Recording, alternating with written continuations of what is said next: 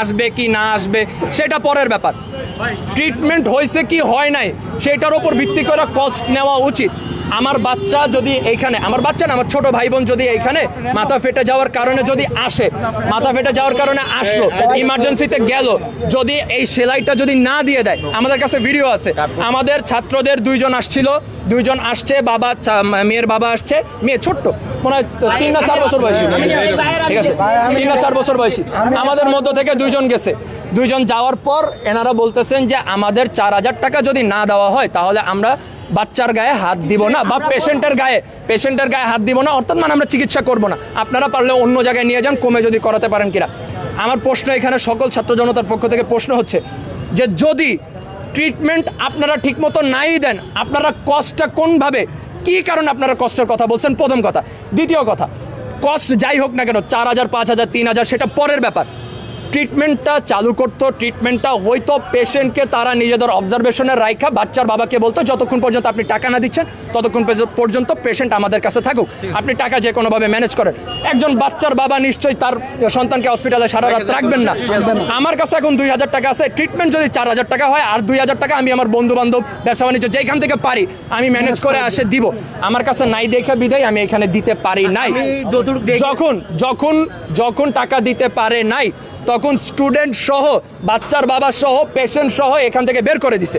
বের করে দেওয়ার পর যখন চলে যাচ্ছিল, বের করে দেওয়ার পর যখন অন্য হসপিটালে যাওয়ার জন্য চলে যাচ্ছিল, তখন আমাদের যেই দুইজন ছিল সেই দুইজনকে আমরা ট্রাফিকের এখানে কাজ করতেছিলাম, আমাদের কাছে গিয়ে বলছে, আমাদের এখানে অনেকজন আছে, তাদের কাছে গিয়ে বলছে আমরা বাসায় চলে যাচ্ছিলাম, 8টা-9টা বাজে বোধহয় আমরা এখান থেকে বাসায় চলে যাচ্ছিলাম, আমাদের কাজ শেষ, যতটুকু সহযোগিতা করার আমরা করছি।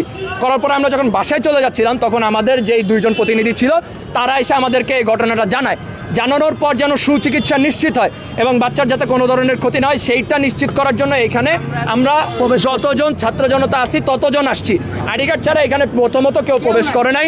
লাঠি সোটা যেটা ছিল সেটা আমরা ট্রাফিক নিয়ন্ত্রণের জন্য আমাদের হাতে ছিল, সেটা কখনোই এখানে এসে ভাঙচুর করার জন্য হয় নাই। একটা গ্লাস যদি ভাঙা থাকে, একটা পেশেন্টের গায়ে যদি কোনো ধরনের আঁচ পড়ে, কিংবা একজন রিসিপশনিস্ট কিংবা একজন ডাক্তারের হাতে গায়ে যদি কোনো ধরনের আঁচ পড়ে, তাহলে সেটার জন্য আমরা জবাবদিহি করতে বাধ্য। কারো কাছে কোনো কিছু হয় নাই, এইখানে আমরা শুধুমাত্র চিকিৎসা নিশ্চিত করার জন্য আসছি।